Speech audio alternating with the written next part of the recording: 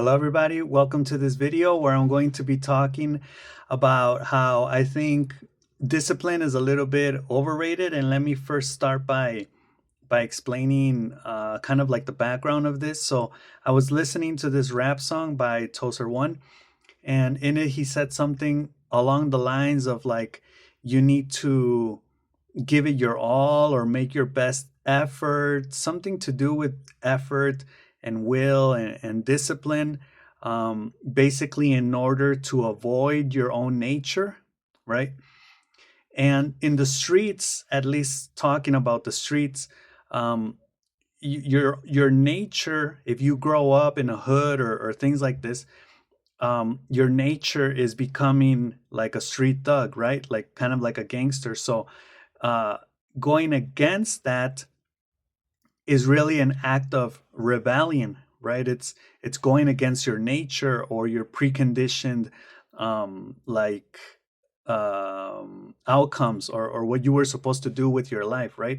But if you go but the argument that I'm going to be trying to make here is basically that if you end up going against that, it's not really that you're rebelling against that, it's that you're actually aligning yourself and going in favor of your true nature of what you were supposed to do.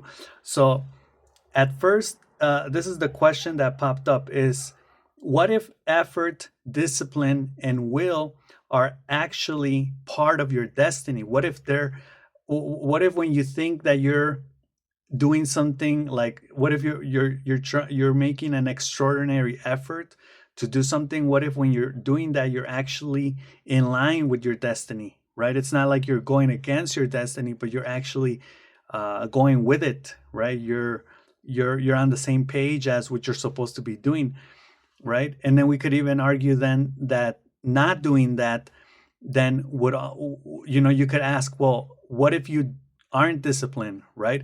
What if you're undisciplined?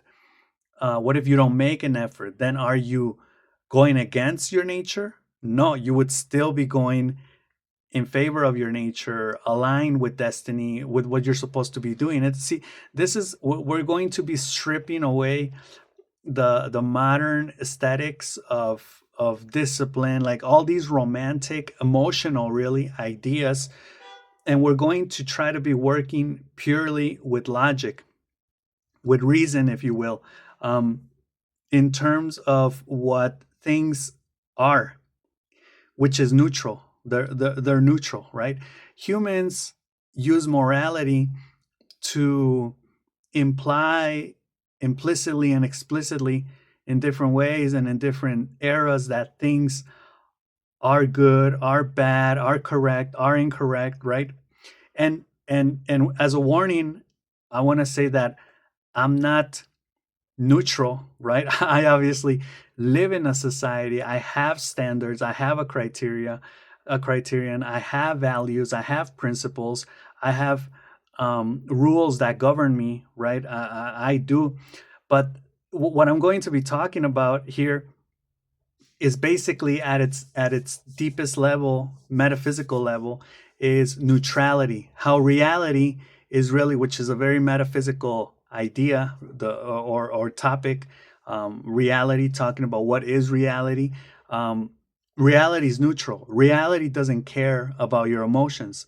Like literally, like you can say, oh, your boss doesn't care about your emotions, or the circumstances, and even those you can manipulate a little bit, but reality really doesn't, right? Like a lot of this is with a conversation, or I got this information through a conversation with ChatGPT, and it kind of said like, when a supernova explodes, or a black hole or whatever it is explodes, the black hole or the supernova doesn't care about other planets, right? It's not like, oops, like I'm destroying other planets. Like, no, it's just, it is, right? It's just what is. It's not making all these considerations, right? Which again are essential to live in a society, and I have them. But but in this video, I can come across as not having moral values or principles, or guidelines or rules that govern me, but I do, right? It's just, I think this is a fun exercise. So what if your effort, discipline, and will are actually all part of your destiny? That is, what if your conscious and deliberate movements and actions are also already preconditioned and were meant to be, and are also a natural phenomenon about you, right? That is, you are really not going against destiny, fate, control, or natural forces when you decide. You are in tune with them, and thinking that effort, discipline, and will are a kind of rebellion against natural human tendencies is actually wrong. What if persistence and liking what you do are actually part of what controls you, right? So this comes to mind because we have a very romantic idea nowadays, especially like we're going to be seeing with self-help, therapy culture, political hope, all of these ideas out there on the at the foundational level is basically an idea which states hold on, I'm kind of which states that you can transform, that you can change, that we have a certain nature and we're actually going against that nature, right?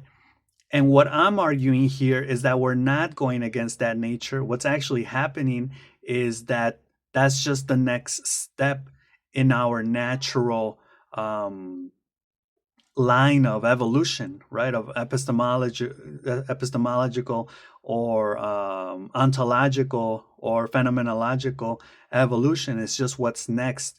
Um, and I think, see, people will think it's incorrect, or I think it's incorrect to assume that what people are thinking about all this is that, people will say like, that's wrong, right? And what we should actually be doing is, and it's kind of like a framing thing, right? Because at the end of the day, we're still doing the same thing. It's just the way in which it gets framed, right? People will talk about this idea, for example, rebelling or going against what is, when actually going against it is the natural thing to do it, right? I think people eventually start going against what, and we're not going to really say that it's natural.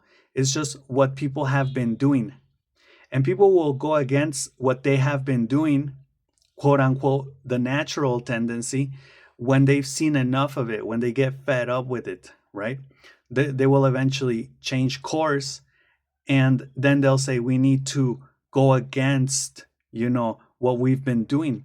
But you're not actually going against it. You're actually in line still with your nature. You're still naturally, that's the next step, right? You get fed up with something and you want to change it. That's natural, that's orderly. See, even when we create chaos, that's part of the natural order in which things need to happen, right? I'm going to flirt with this idea, but again, I'm not really sure, and I'm even going to contradict myself at points, um, to try to see if I can come up with better ideas, right? But I found this topic to be very interesting. So again, that's kind of where it goes. This is a false dichotomy or a false dilemma, the false dilemma fallacy, because you're basically pinning up nature against will. Excuse me. You're pinning up fate versus effort, right? You can say when you either go along with fate, with your destiny, or you break free from your fate, from your destiny, and you make an effort, right? And what I'm saying is that if you do that, if you break free and you make an effort, you're really still working within the confines and the compounds and the confines of fate, of destiny, right? You were destined to go against your destiny, right? Or to go against your nature and do something else, do the opposite, do something different. That's still, because see, the biggest argument, and it's kind of like like an easy way of arguing, but you can say, well, what's the evidence for what you're saying? Well, the evidence for what I'm saying is that it happened. right? So it's basing myself off the past, right? And we can look at it in temporal terms and say, okay, if it happened, it happened, right? And then we can argue that it was destined to happen, right? I wouldn't take the argument as far as saying that the future is also destined, because the future hasn't happened yet, right? So we could get in trouble if we try arguing that the future is supposed to also be, or that the future is conditioned, is programmed, is destined, right? Because then we would really, the problem with doing that would be that we would completely eliminate the notion of free will, right?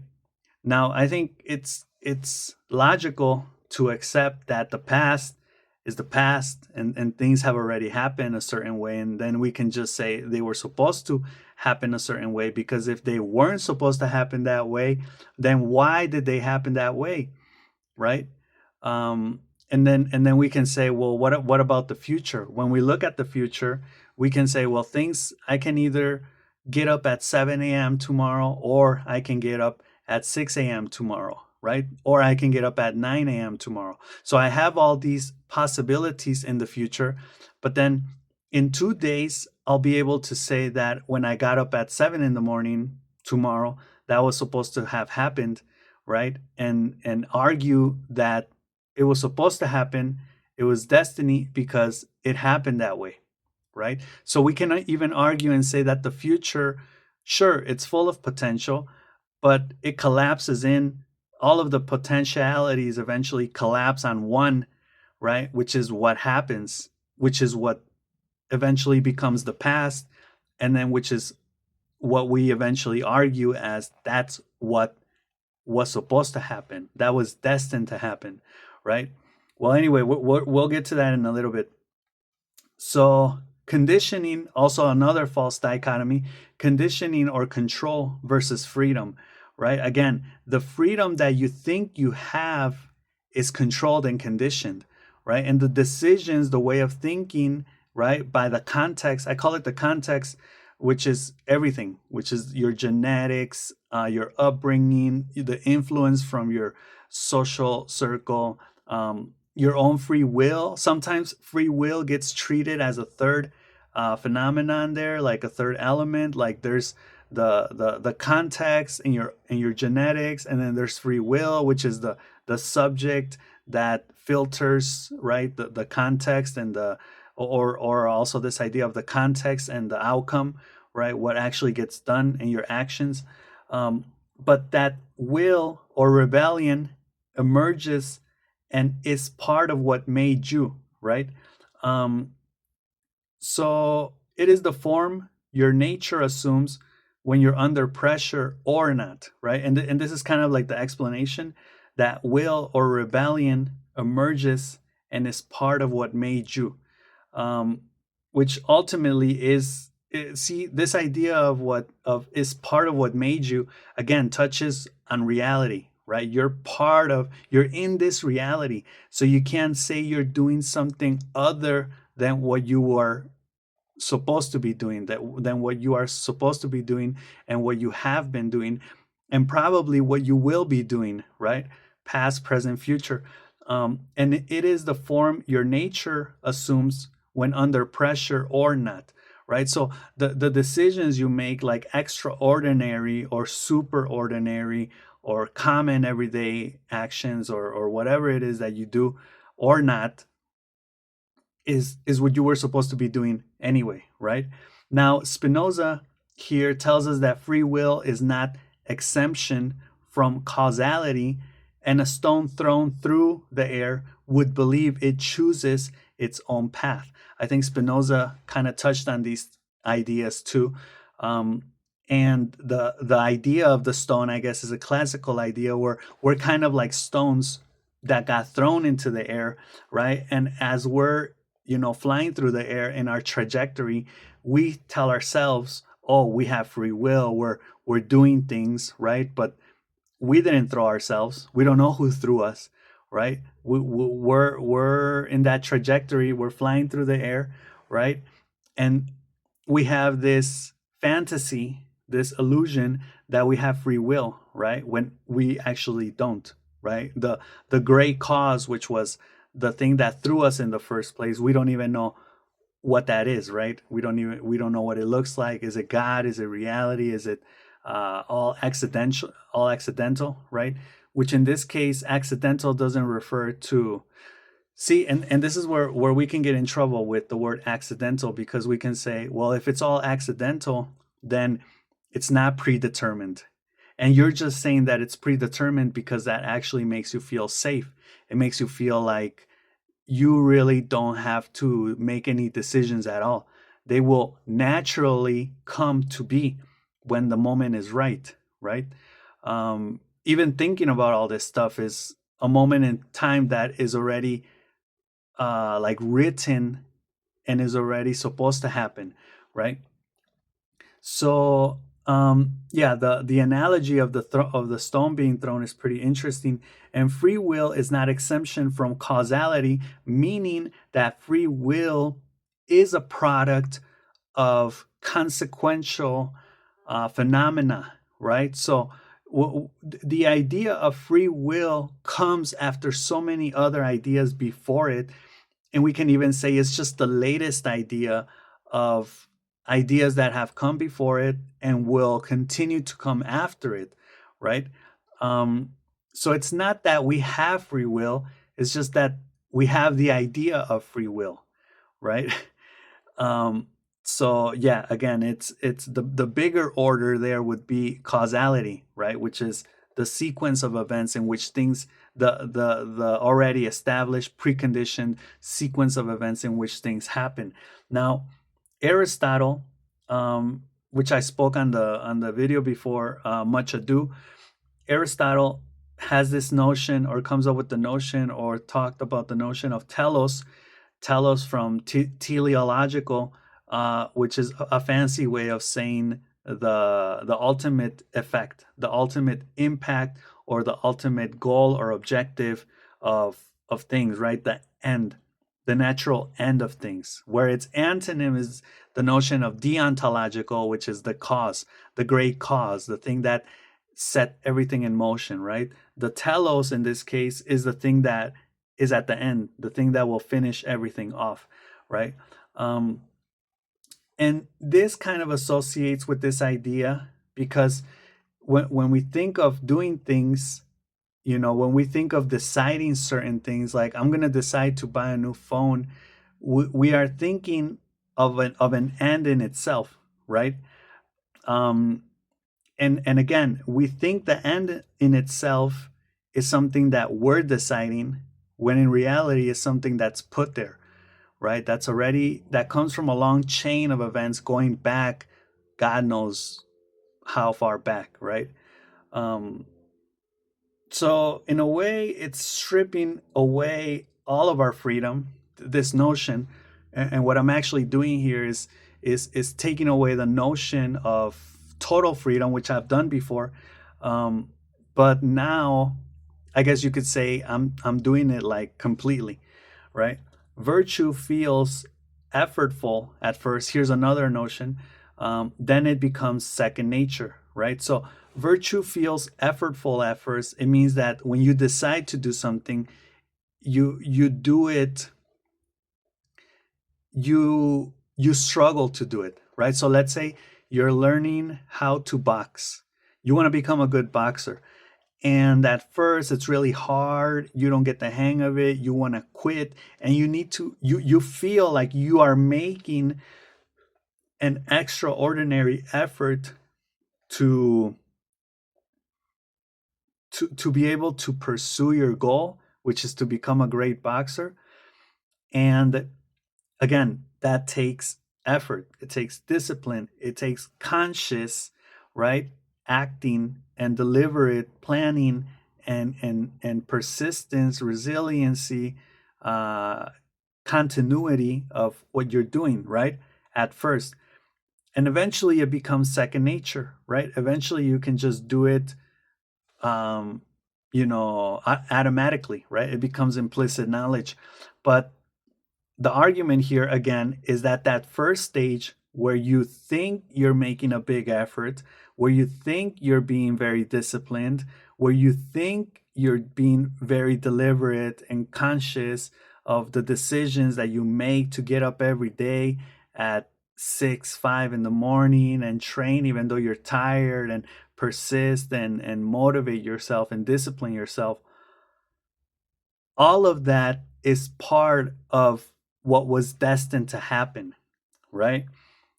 And then this idea of it becomes second nature. Well, we could say, yeah, it becomes natural, but then we why do we say second nature? Why do we say second?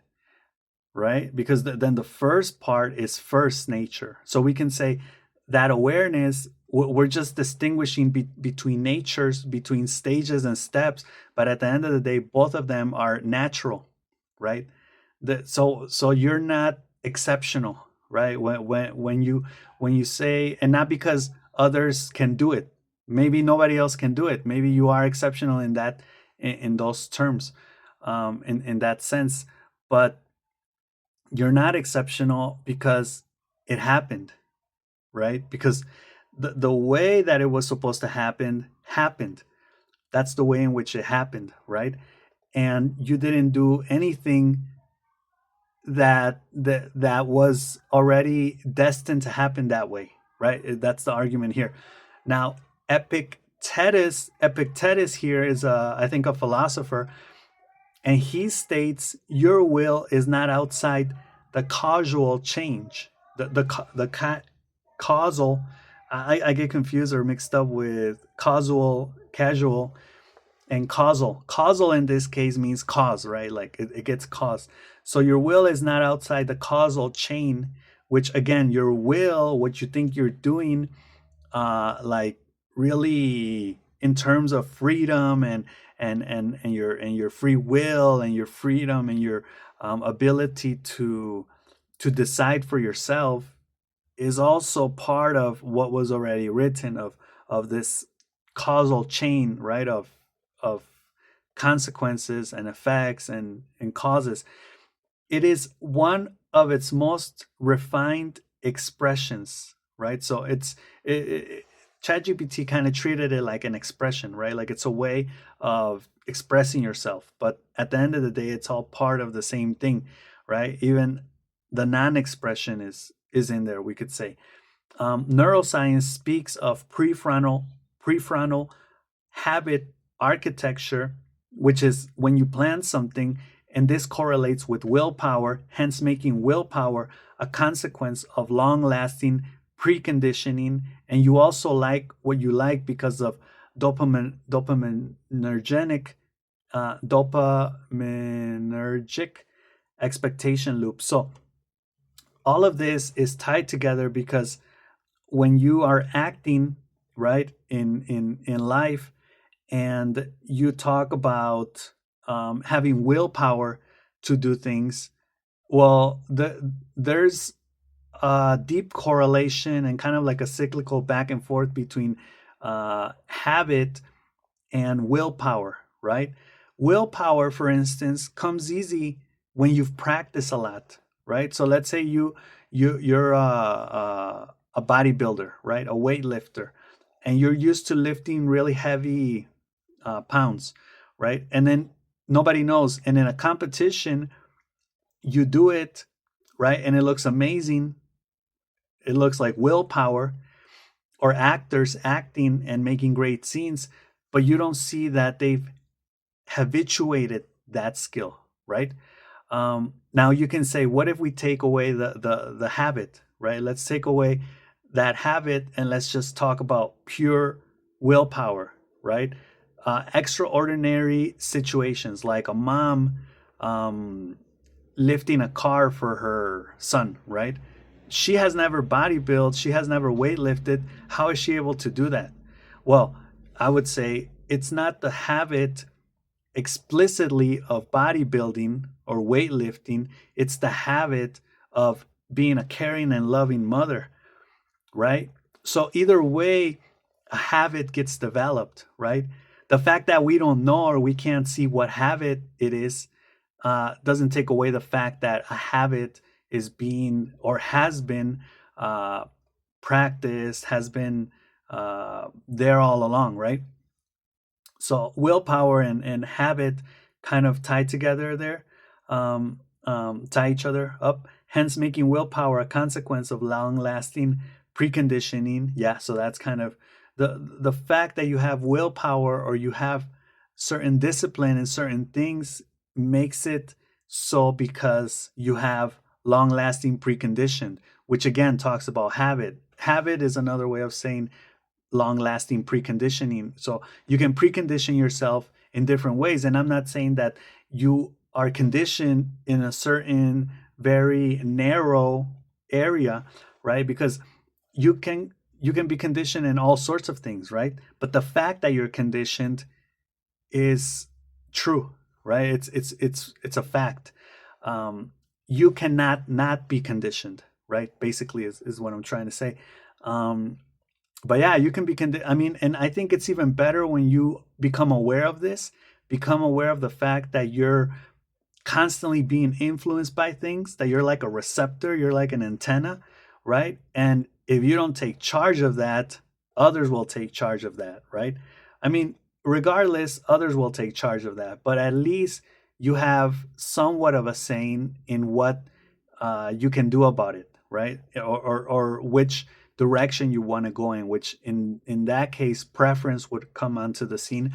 So you could say, you know, I work, I come home, I watch TV, I eat, I go to sleep, whatever, and I don't care about anything on the weekend. I just watch movies, TV, whatever. And I'm not saying that's bad, but you know, then you're all conditioned to buy the things that you see on the commercials and whatever, right? Okay, that's cool. If you want to live like that, or you do want to live like that because you have been living like that, that's fine. But in my case, it's kind of like, well, if I know I'm going to be influenced by things, I might as well choose the things I want to be influenced, right? By, and I'll choose different things like philosophical things which I enjoy and I prefer. So I'll choose those things, I'll learn about those things, I'll let my unconscious take care of the rest, and then I'll make videos like this and produce it, right? Unconsciously also, just whatever comes to my mind at the moment, which I did write some stuff for this, but yeah. So basically, and you also like what you're doing because of the dopamine that, expectation loops. The key word here is expectation. So you have expectations for things, which make you feel good, and you keep doing them because they make you feel good, right? That's basically what that means. But what of that which you don't like but must do? Ah, so you could say it's easy to do things you like to do. But what happens when you do things or you need to do things that you don't like to do, right? Like let's say I don't like I don't know, maybe taking out the garbage, right? Taking out the trash. But I need to do it and it's a habit.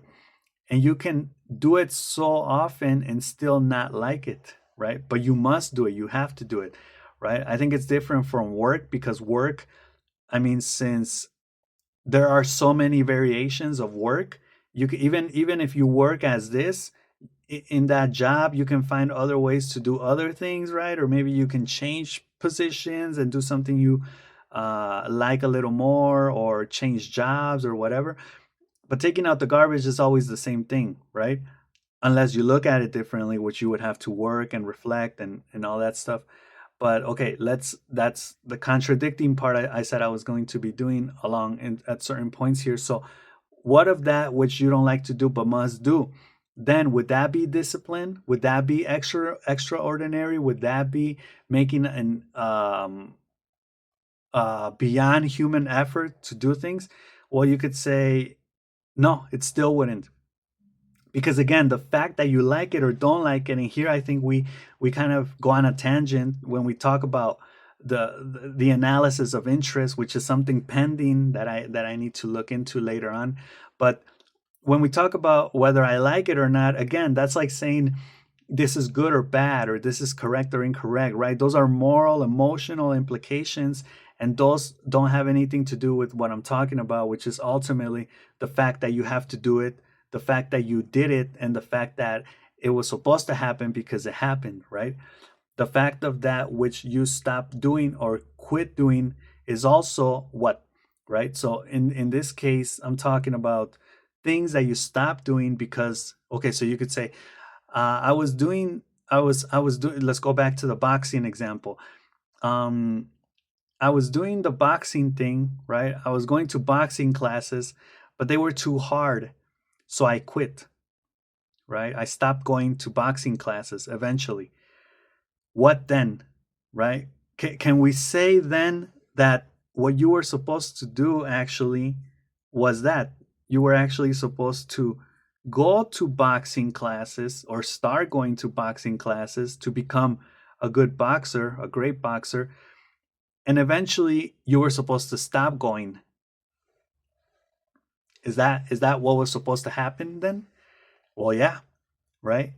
See, and the idea of completeness is also not very, is also romantic, right? What you're supposed to do is basically fulfill your objective, which was to become a great boxer, right? But what if that's not what was supposed to happen? What if you were supposed to just go to a couple of boxing classes so maybe you could meet this person that eventually would get you into karate classes, or I don't know, like do something else, right? Or what if, and then we would talk about wasting your time, right? Is wasting your time is being bored and wasting, because okay, you went to the boxing classes and there was really no purpose in doing so. You just wasted your time, you wasted money, nothing came out of it, absolutely nothing. Okay, not even lessons, not even discipline, not even new ideas. Okay, fine, let's assume that's true. Is that still part of destiny? I would argue, yeah. Why? Because it exists.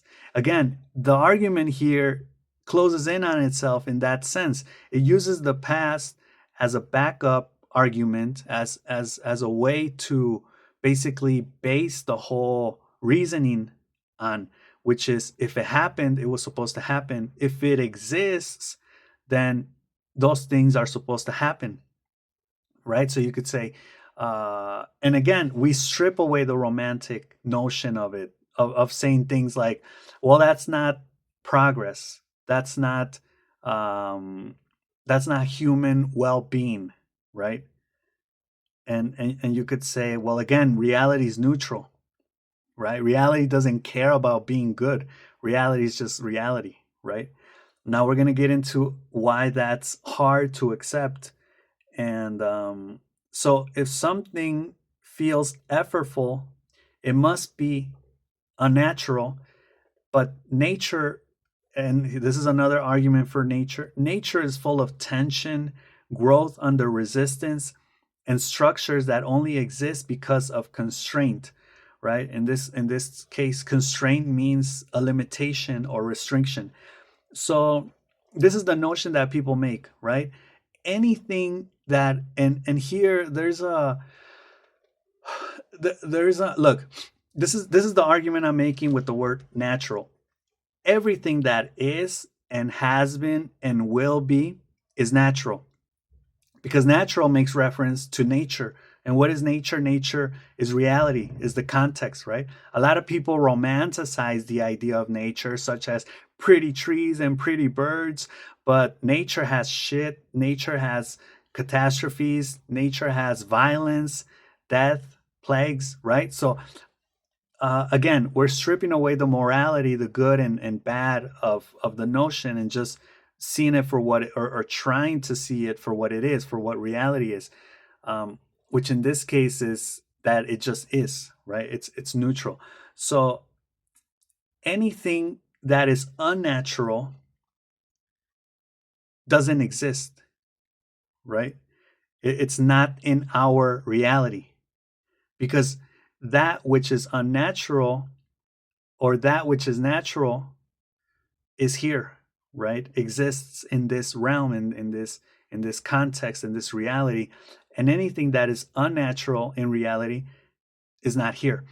Now we can say, well, what if we're talking about the word natural as that which has long-lasting conditioning?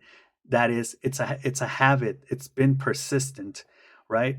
And now, let me give you an example, like polygamy, right? They say, uh, like most of the species on Earth are polygamous, right? So they have like multiple sexual partners, right? Or romantic partners or whatever. So that's natural, right? They say that's natural because it's what's in nature. Okay.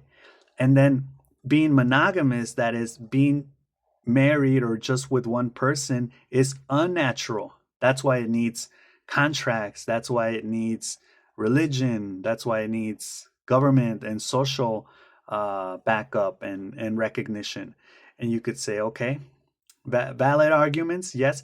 But see, the problem there is that you're just basing that which is natural on repetition, right? So we could say, for I can take I can destroy that argument just by saying, well, okay, how long has how long have humans been polygamous? Okay, ever since they've been around. Okay, so I don't know, millions of years. Let's say, for sake of argument, 10 million years. So, and how long have humans or species been monogamous, right? Humans. Okay, humans have been monogamous for 500 years, 1,000 years, 2,000 years, whatever. Okay, 4,000 years. Okay. So as soon as being monogamous has been happening longer than being polygamous, then you're just going to say that then that's natural, right?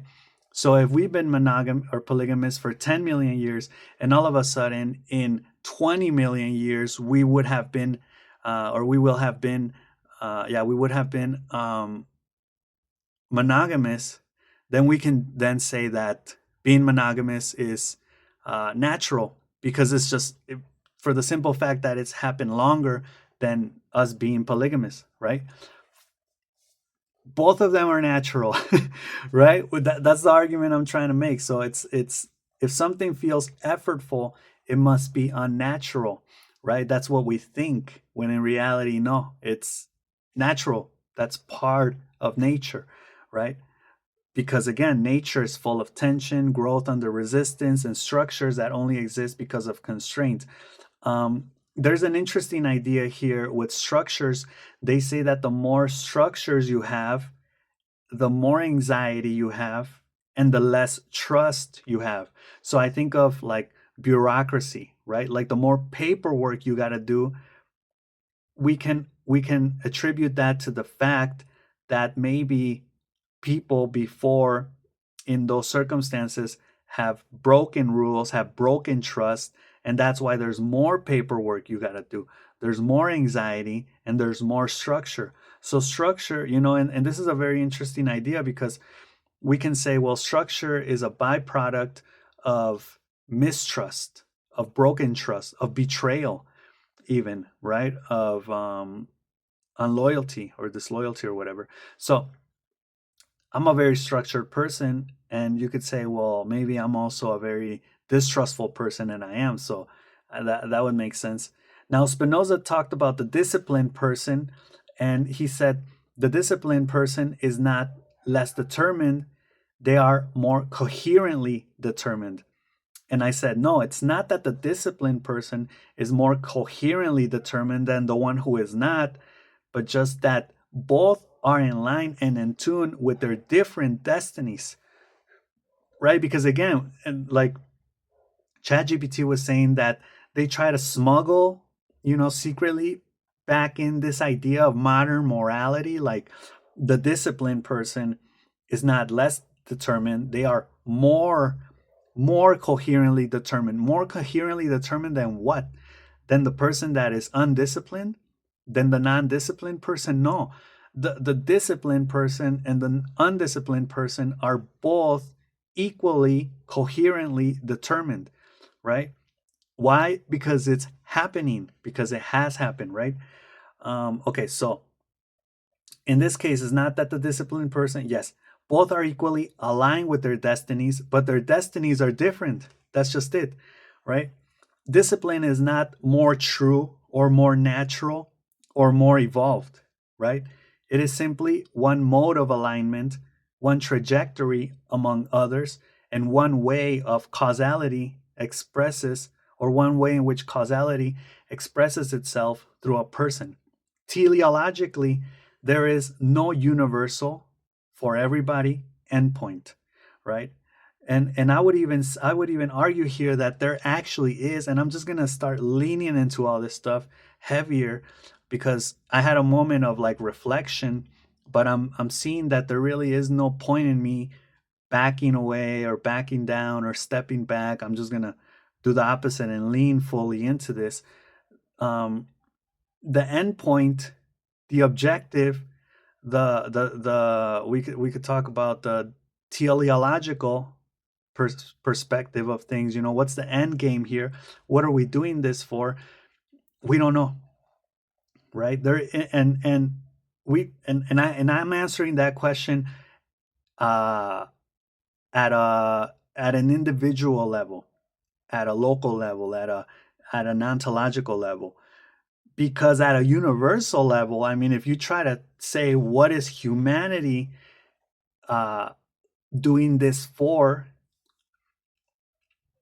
I mean, that's an even bigger question, right? That I would say for sure has no answer. But even at an individual level, you could say, what's the end game here? I really couldn't tell you. I mean, that's probably the first time I'll say, I don't know, right? That's not something that I can answer right now. Um, do I think there's an end point and an objective and a teleological goal? Um,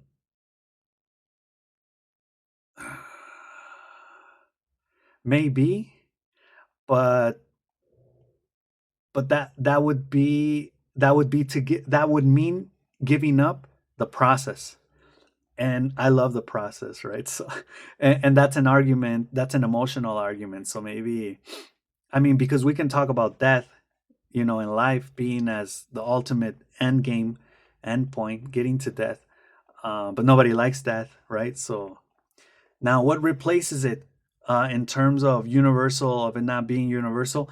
Plural destinies, or a pluralistic determinism, or a non hierarchical teleology, right? Which in this case means that there is no better, you can't compare objectives, right? Basically, you can't say this objective is better than that objective, right? It's just they're all just there, right? They all exist. A configuration can be wrong and it can be said that it shouldn't be, but it can't be denied as part of the whole or reality. Again, you can say that's wrong. I mean, morally, sure, I'm not saying you can't. You can say that's incorrect. I wouldn't act that way. That's harmful, right? Or that's good. Everybody should be that way, right? Fine. But that doesn't take away the fact that all of that exists in reality, right?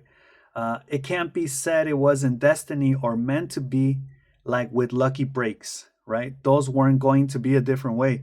So I caught a lucky break, right? Like uh, my, I was late the other day, but my boss had to go to the bathroom, and as I arrived to the office, he was still in the bathroom, so he didn't see me arriving late, and he didn't know I was late, so he didn't fire me since it was my last time, or since I couldn't be late anymore, and I would get fired if I were late, right? I caught a lucky break, people will say, right? If the circumstances had been different or differently, right? If my boss hadn't been in the bathroom, if he hadn't had too much to drink in the morning, if I would have been later than that late that I was, etc., then things would have been different. So I caught a lucky break. No, you didn't. And things actually weren't going to be different, right? That's the argument that I'm making here. Internal alignment is key. The system or reality doesn't fail even when, like, self help assumes there is only one destiny template or one optimal human form, right? So the idea that self help culture tells you there's an optimal way of being, which is a realized and individuated, an excellent human being, right? Um, it still doesn't fail, right? That's part of it, right? It's making a mistake because there are, again, different ways of being. There's the disciplined and the undisciplined person, right? But it's all part of it, right?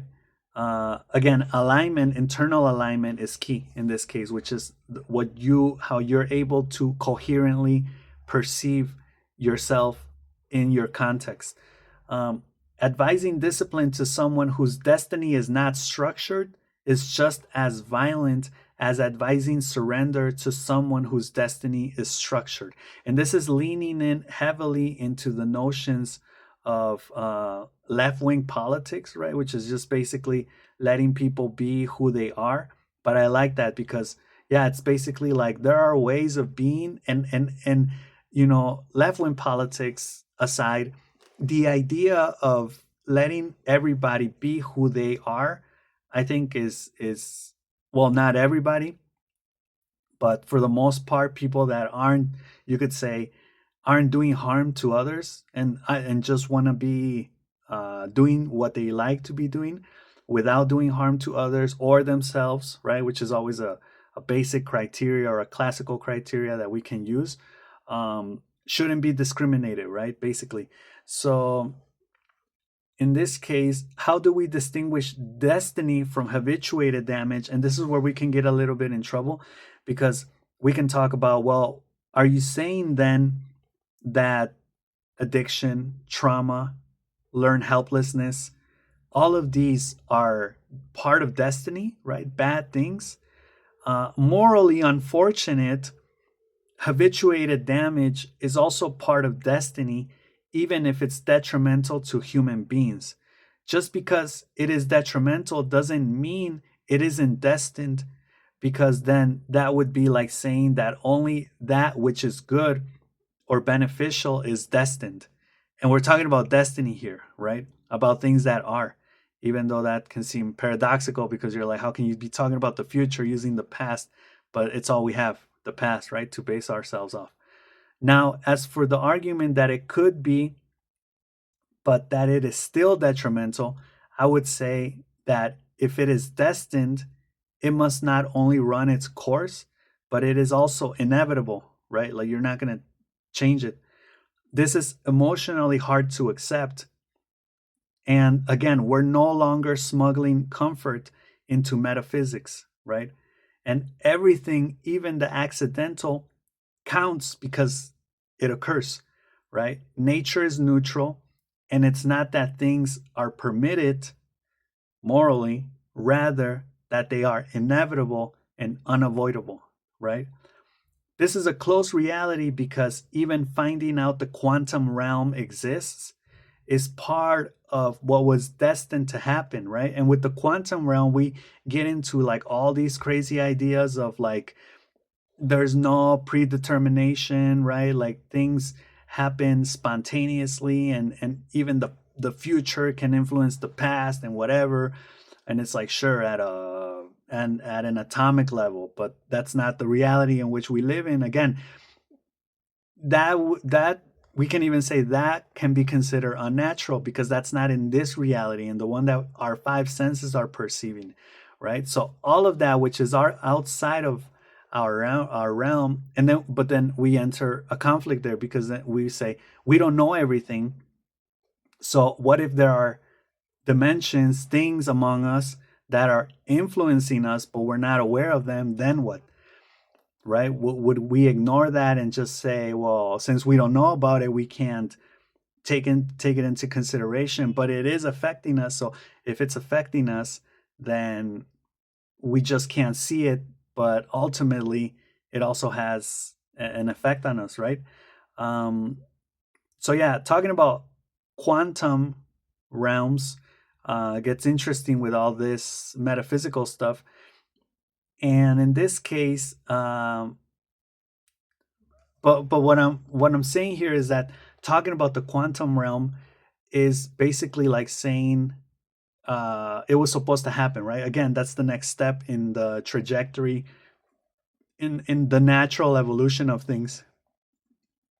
Oh yeah, back to the natural unnatural thing. Would things The question was, would things that aren't in this reality, no, would things that are in this reality but we can't perceive, would they be considered natural or unnatural?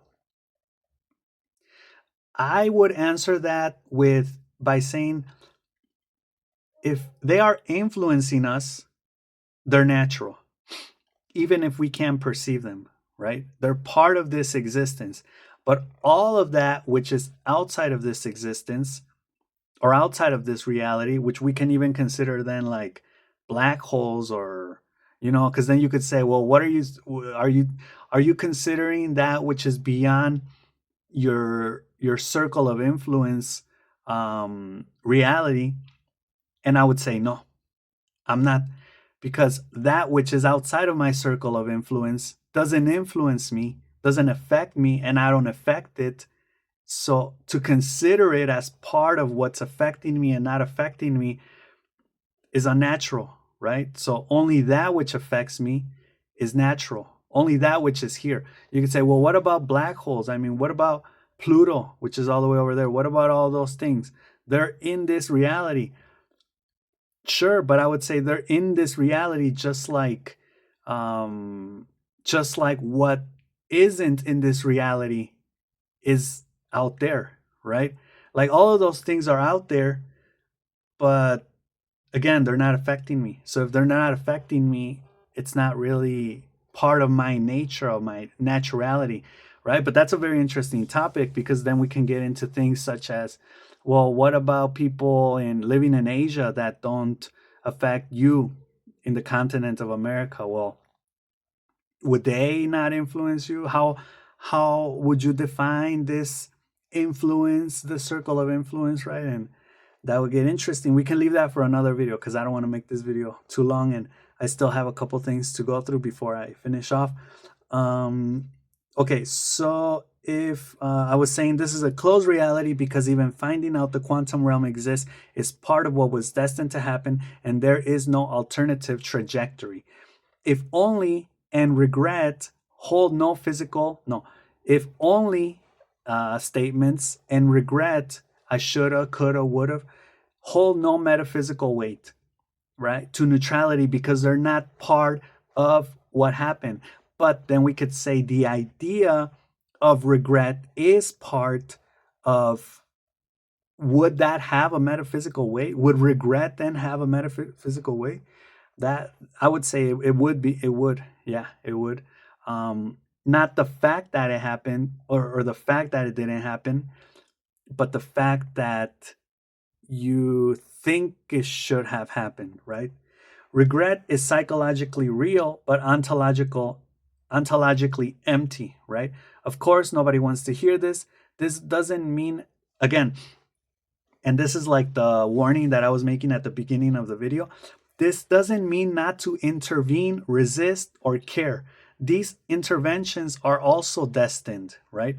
Contingency is existent before what can be becomes what is and was, which is what I was saying in the beginning. Contingency or possibility, chaos, potential is existent, does exist before, in other terms, before the future, before what can be, again, potential, becomes what is, the present, and what was, right, the past. So you do have certain control, right? Belief in destiny itself or not is also destined, which is a very crazy idea, right? So the fact that you believe in destiny or you don't believe in destiny is also part of destiny, right? That's just like a more poetic idea. Okay, it is anti-redemption, and redemption, the fact of knowing that things can change, things can be better, things can improve, is the emotional backbone of religion, therapy, culture, self-help, political help, personal narratives, etc. So this type of structure, which I'm presenting here, according to ChatGPT, is anti-redemption, which nobody likes to hear that, because you could say, well, how can I not change for the better, right? You're going to tell me that everything is already predetermined? How does one live once consolation is gone, which is a good question from ChatGPT, I would answer that this is exactly where existentialism comes in, where a person must make their own consolation. For example, if you feel distraught, then you must let others know, try to override it or withstand it. You might make mistakes, you might explode or get angry. That is possible. But at the end of the day, that deals with the emotional. And sometimes you feel good and other times bad. The bad thing with expecting consolation is that sometimes it can be gone, right? If you have it, fine. I may even have mine, but know that the alternative can be, which is that it can be gone and that in fact there is none. Just knowing this consoles you, right? So consolation is a human construction, provisional and fragile, and knowing that consolation may not exist is itself a form of consolation, right? So I would close that argument with that. Suffering comes from expectations. That's very Buddhist, such as pain, but this is interesting. Pain plus expectation of rescue equals betrayal. And presence and absence don't secure loyalty, right? So you can have a person that's very far away, that's in another country, and that doesn't secure loyalty, right? Or they can be very close to you and still betray you, right? So this is an idea because I was associating loyalty with presence, right? Like a person must be close to you to be loyal, and they don't. They can be very far away and still be loyal, or they can be close to you and still betray you, or vice versa, right?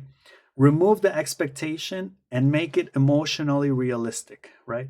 I will respond to my condition without assuming it will reward me, or do things without expecting anything in return on a personal level. And then there's this quote which I liked. It says, consolation is optional. Its absence is not an injustice. Knowing this prevents betrayal by reality. If comfort comes, I receive it. If it doesn't, I endure without appeal, right? Okay. And I was gonna contradict myself here too, and also say that all of this limits possibility, because then it makes you think that I'm not really in charge of anything. Then why try? But I would contradict this counter argument by saying that you do have certain control.